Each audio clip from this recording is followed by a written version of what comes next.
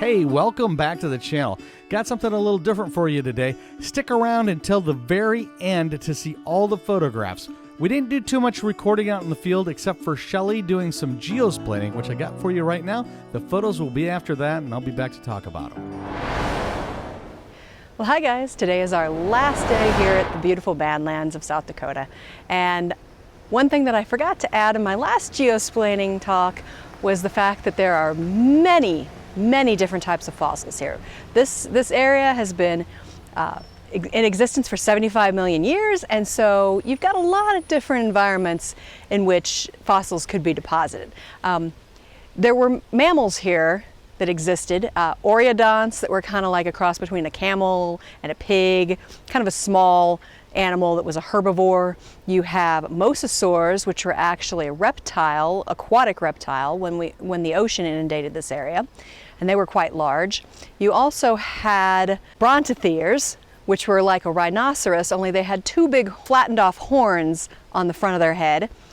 And then you also had nimbravids, which were a small cat-like animal, similar to a saber-toothed cat, only a lot smaller, and they were the only predators in the park. So you can find all those different large fossils in the park, but you also have smaller fossils like ammonites, which are like nautiluses, things like that. Also different shells, and belemnites, which were like ancient squids, but squids that had shells.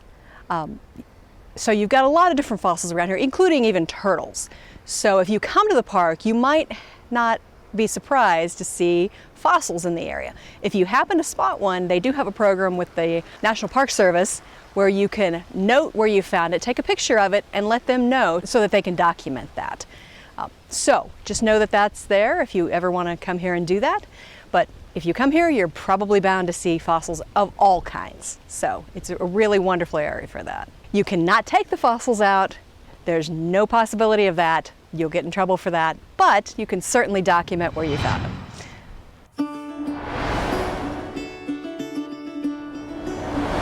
So like I said before, we did a lot of driving that day looking for possible compositions for sunset and after sunset.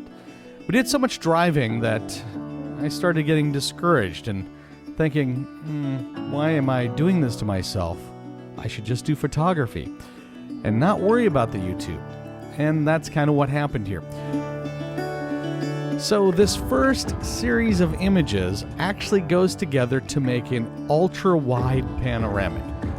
So wide that I had to do some interesting stuff here in the video to show you every frame that I took in order to make this ultra-wide pano.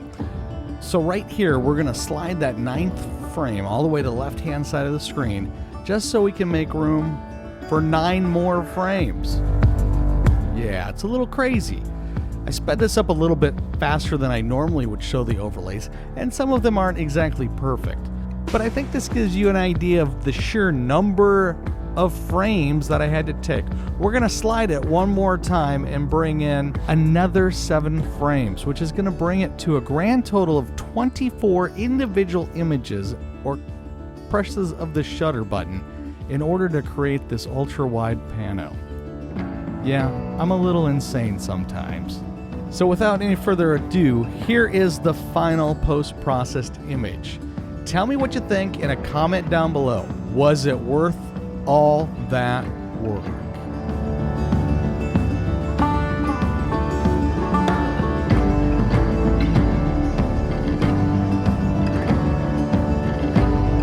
This photograph, when printed, would be massive. Yes, incredibly huge. Wow. I love it. I love the colors. I love the way everything came together in the final image. Again, let me know what you think in a comment down below. For my second composition of the night, I wanted to add a photograph to a series that I've been working on called Rivers of Light. I thought this would be a great opportunity to get a Rivers of Light shot in a national park. So what I did is I fired off quite a few frames because unfortunately there were not enough vehicles driving on the Badlands Scenic Loop in the North Unit that night for me to get a continuous trail without blending multiple exposures together. So these images represent the raw photographs that were utilized in Photoshop to get one pristine, or fairly pristine, photograph with a light trail through it.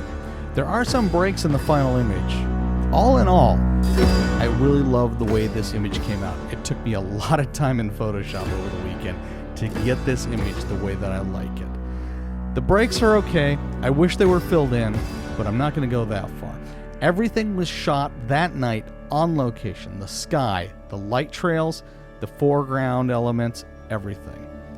I love the starburst coming off the light trails from the headlights as they did that curve in the middle of the frame there. Give me a comment down below. Tell me what you think. Would you do something different when making this photograph? Let's get a discussion going down below. So here are the images that Shelley came away with from that evening. She came away with some really good compositions, a couple panoramics, which usually she loves to do those intimate shots, but I think she really captured the vistas that are visible from the north unit of the Badlands along the scenic loop.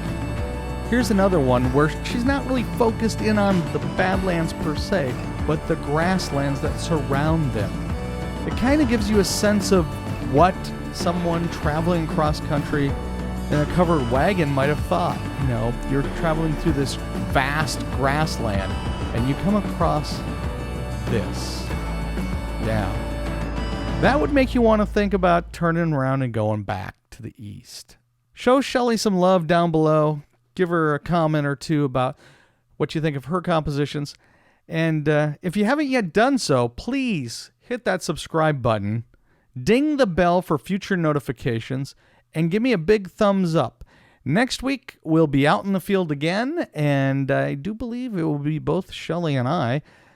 I'm not sure if there's going to be any geosplaining, but we still are in South Dakota and eastern Wyoming, so you never know. Thanks again for watching, and we'll see you next time.